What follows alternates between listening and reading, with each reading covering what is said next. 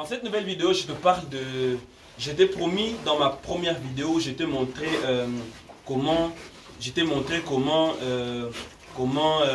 avoir le double de ta nourriture à partir d'un mélange ou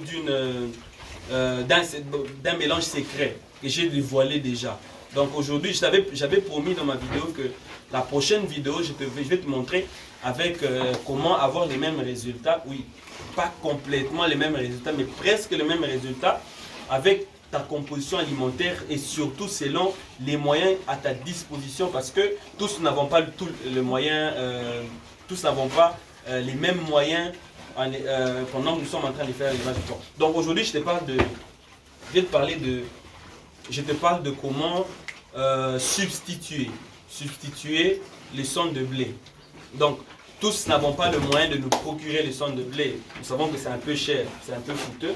Donc, on peut le substituer. Et je te montre, tu restes jusqu'à la fin, je te montre avec quoi substituer les sondes de blé. Au-delà de te montrer c'est avec quoi tu peux substituer les sondes de blé, je te montre aussi comment avoir le double de ta nourriture avec une composition alimentaire, je vais dire, traditionnelle. Pas tellement traditionnelle, mais qui n'est pas passée par une granuleuse, donc qui n'est pas prêt à être utilisée. Donc, avec quoi tu peux substituer le son de blé? Le son de blé, tu peux les substituer avec les déchets ou les miettes des pains. Vous voyez, quand vous allez aux boulangeries, en principe, il y a pour le boulanger, ceux qui vendent le pain dans le comptoir. Après avoir vendu du pain, il y a des miettes des pains qui restent. Les miettes de pain, parce qu'en principe, le pain est fait du son de blé.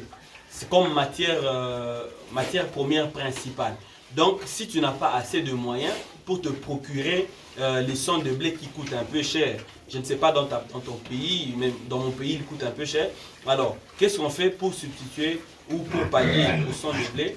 Nous utilisons les miettes ou les déchets de pain. Donc, nous allons aux boulangeries et on achète les déchets de pain. Comme à l'exemple de ça. Ça c'est un mélange. Ça c'est un mélange de plusieurs ingrédients qu'on a acheté. Pas ici chez nous au Congo. Là dedans il y a des miettes de pain. Et puis on peut y voir du poisson. Il y a le poisson. Et puis il y a le maïs aussi. Il y a le maïs. Donc, un mélange de 4 ingrédients. Il y a les déchets de pain, il y a aussi les déchets de pain, il y a le maïs, il y a le soja, et puis il y a les déchets de frétin ou de poisson, ou le tourteau de poisson, tout ça. Et il y a plus que ça. Il y a même, je crois, le tourteau de palmier ici dedans. Donc c'est un mélange de plusieurs ingrédients. Et on va me poser la question, on l'a eu ou on ne l'a pas composé, mais on l'a eu quelque part en Zambie. Ça se vend comme ça.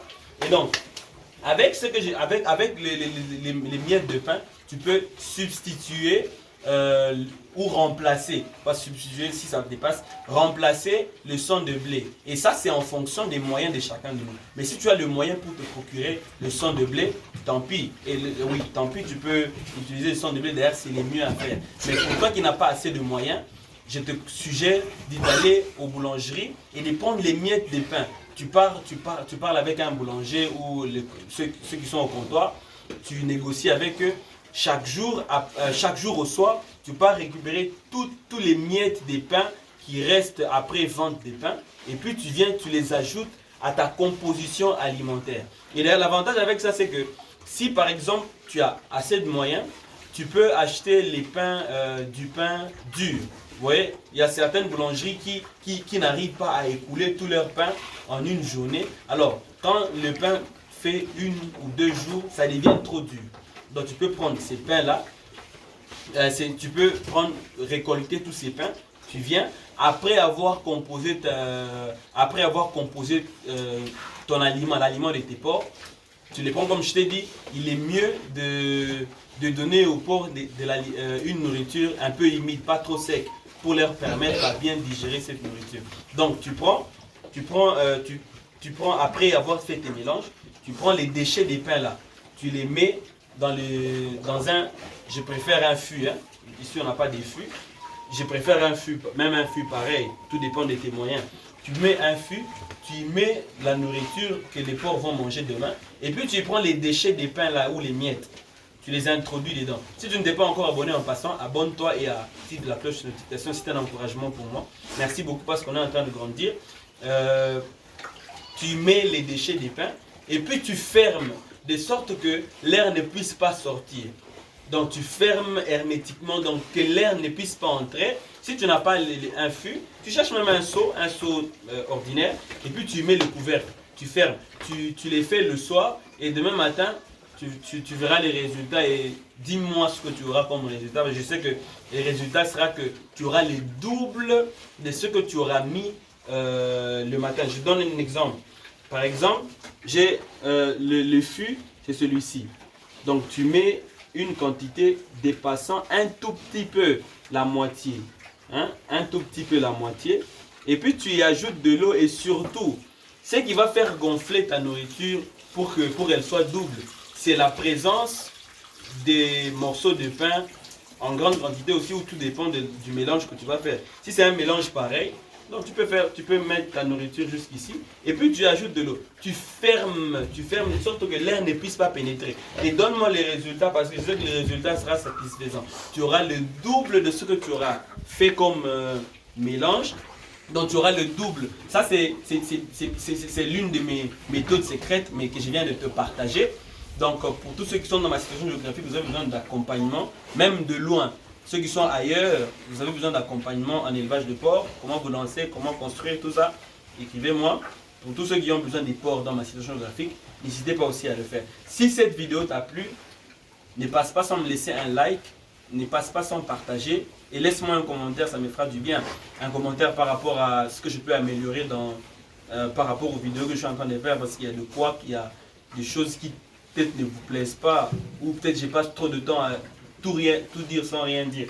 Donc laisse-moi ton commentaire. Comme je te l'ai dit, donc la matière, comment tu substitues le sang de blé par les miettes de pain. D'ailleurs, l'avantage avec ça, c'est que dans les miettes de pain, il y a du levure.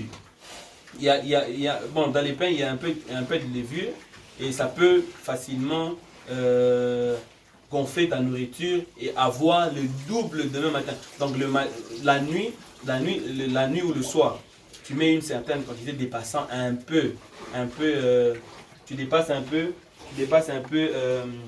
la moitié du fût, du seau. Tu peux avoir peut-être un seau pareil, ou même les fûts, mais fais en sorte que l'air ne puisse pas pénétrer. Donc tu laisses ça toute la nuit et reviens demain matin avoir un résultat très satisfaisant. Ça va te permettre à diminuer les coûts sur l'alimentation des porcs. Ça va te permettre aussi à maximiser les bénéfices quand il sera question de les vendre.